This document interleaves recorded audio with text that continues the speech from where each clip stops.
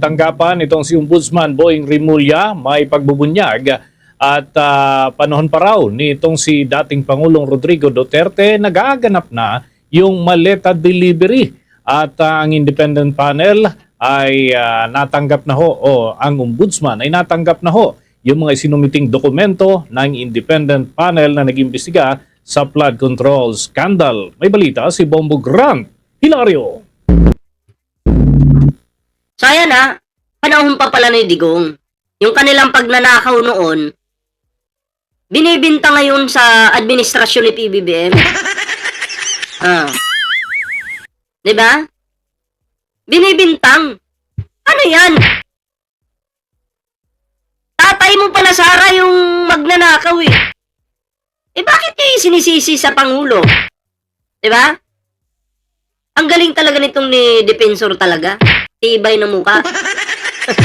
Tibay mo, Mike Defensor. Yung pagnanakaw ng mga Duterte noon, inaakusa mo sa mga Marcos kay PBBM. Diba? So yan, pakinggan po natin ang balitang ito mga pre. Bumbudanes, ibinunyag ni Ombudsman Jesus Crispin Boying Rimulya na hindi panahon ni Pangulong Ferdinand Bongbong Marcos Jr. nagsimula ang maleta delivery sa mga opisyal ng pamahalaan. Sa nagrap na pulong balitaan, ibinagi ni Ombudsman Rimulya na ito'y base ng makatanggap siya ng support mula sa mapagkakatiwalaang tao. Ayon anya sa impormasyon, ang isa sa malarawan o picture nakapaloob sa joint affidavit na nagpakilalang 18 dating sundalo ay kuha pa mula noong panahon ni former House Speaker Lord Alan Velasco. O, tingnan niyo to Kita niyo yung mga mukha ng mga DDS. Mga DDS yan eh. Diba mga mukhang pera? Pati kaluluwa sinasanla na, magkapera lang. Bayad po kasi sila. At ang nasa likod niyan, ay syempre, umamin na si Defensor tinulungan daw niya eh. Binuking ni Trillanes eh. Diba? Yung mga yan, mga 18 hampas lupang mga ulangot na yan, bayad! Paldo! Diba? Nagpagamit lang talaga sila dahil sa pera. Malaki yung offer eh. Oh. Mula noong panahon ni former House Speaker Lord Alan Velasco na tinutukoy ay nagpapakita ng sinasabing delivery ng mga maleta na pinaniniwalaang may lamang pera. Narito ating panggan si Ombudsman Jesus Crispin Boying Rimulya ukol sa kanyang mga revelasyon sa naganap na pulong balitaan. Sige.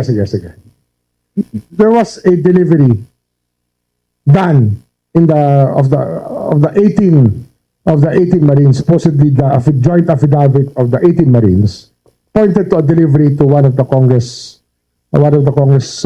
persons, no? One of the congressmen or congresswomen. But ang pagtingin ko sa mamaya na si Boying ang pagtingin ko sa mga Marines mataas po. Pero bakit binababoy nitong grupo ni Mike Defensor itong Marines? Kasi pag sinabing 18 Marines, dabay yung diyan kasundaluhan eh. 'Di ba? Sa bagay, itong si Mike Defensor, kumbaga gumagawa ng ingay to para sa 2028. Maniwala po kayo sa akin, tatakbo po yan. Oh. Diba? Ginagampanan niya yung kanyang tungkulin ngayon para magpasikat. Tungkulin niya na tulungan yung 18 Marines kuno kasi syempre umiingay yung pangalan eh. Diba? Oh. Kumakampi sa mga DDS itong Mike Defensor na to. Kasi akala ni Mike Defensor, marami sila.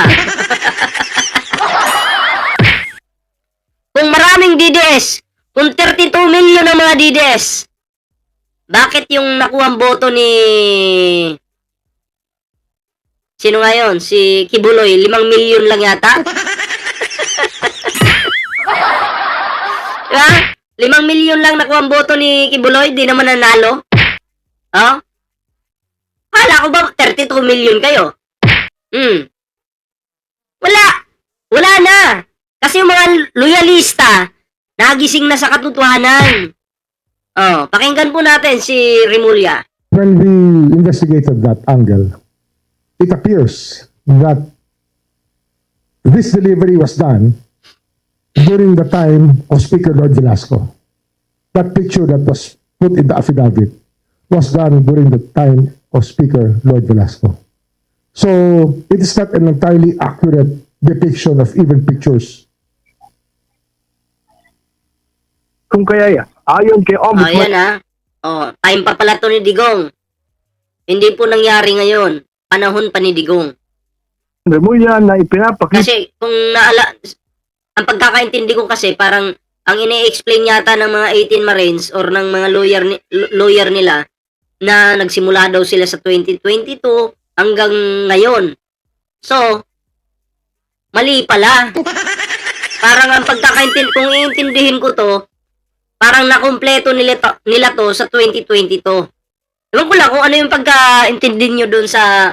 Kasi billions po yung pinag-uusapan eh. Hindi mo naman agad madideliver ng isang araw lang yan.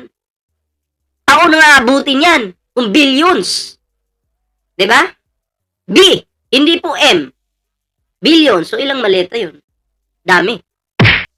rito ang pagmamanipula sa katotohanan na kapulog sa salaysay ng naturang grupo. Pinaglalaroan niya ang timeline ng mga kaganapan ginamit na nangyari noon pang bago mo po ang kasalukuyang Pangulo. Subalit paglilinaw niya isa lamang ito sa mga pictures na nakalagay o nakapaloob sa joint affidavit ng ex-Marines. At hindi ibig sabihin, pati ang iba pang mga larawan ay kasama sa sinasabing maleta delivery na nag-draft doon pang bago mag 2022. Narito muli si Ombudsman Jesus Crispin Boying Remulla. Para sa pera talaga, handa silang maniray, no? What you see here is really a manipulation of facts to make it appear that that was that. But actually, they were playing with timelines. And this is one timeline that they played with, that this happened before the term of President Marcos. Some of them, at least, one picture that showed, that was used in the affidavit, would show us that it was done during the time of Lord Velasco as Speaker of the House. At least just one of them. I'm not talking about the others, but there was one picture there that was put in the affidavit that was actually taken before we assumed office. Hindi ginalingan eh. Nahuhuli tuloy. Dahil rito, iyakan niya raw na panahon pa ni Duterte nagsimula ang delivery ng sinasabing mga maleta. Ayun. Sa panahon pa ni Digong, nagsimula ang delivery, pero nakumpleto nila noong 2022. Yun ang pagkakaintindi ko doon. Siguro pag upo na ni Digong, kakaupo niya pa lang, nagsimula na siyang magnakaw ng mga billions na yan. Magkano yun? 800 billions. Tapos nakumpleto nila, umupo si Digong, sa pagkakaintindi ko i-analyze natin. Pag upo ni Digong, 2016, nagsimula na silang magnakaw, and then, pagbaba ni Digong, nakumpleto po yan. 2022. 6 years. So, paldo. Si Digong at ang mga Duterte kung ganun. Naglalaman ng pera. May isa pang ulit na pangyayan si Ombudsman Jesus Remulla. Duterte time definitely yung isa ron. Yung isang na-point out sa akin na nag-inform sa akin. Di yung pa rin yun. Hindi ako sigurado eh. So somewhere in that. Habang bombodanes, formal nang na-turnover ng Independent Commission for Infrastructure o ICI sa Office of the Ombudsman ang lahat ng mga dokumento, ebidensya at mga natuklasan sa ginawang investigasyon sa loob ng halos 6 na buwan.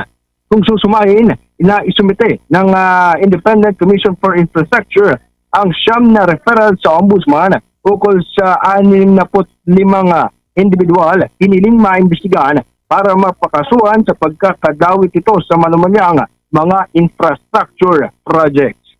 Muli si Ombudsman Jesus Boying Remulla. Second order of the day is the ICI is terminating its work already and turn over to us voluminous documents. How many trucks? 200 megaboxes of data. And they gave us their hard drive. They gave us more summations of the investigations they conducted. And we'll be scrutinizing the documents submitted to us by the ICI within the next few days. Nag-uulat live para sa Bombo Network News. Ito Ayan, so maliwanag po sa atin. Nalin lang po ang Pilipinas nitong grupo ni Mike Defensor, nitong 18 Marines. Diba? Kasi kung sila po ay nagsasabi ng katotohanan, dapat wala po silang kinatatakutan. Diba? Eh parang ayaw pa nga magsalita ng 18 Marines eh, kasi baka magkamali sila. Eh palagi sumasagot lawyer nila. Diba?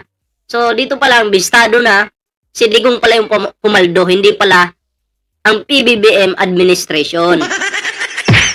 Galing mo, Digong. Paldo. Kaya pansin nyo, paldong-paldo ngayon ng mga DDS vloggers. Timpayaman din sila. Pansin nyo? Oh, pansin nyo ba? Timpayaman po sila. Sila bayad bay, mga DDS vloggers, sila maharluka. Diba? Paldong-paldo po sila kasi yung mga mali-maleta na yan, napupunta pala sila sa amo nila.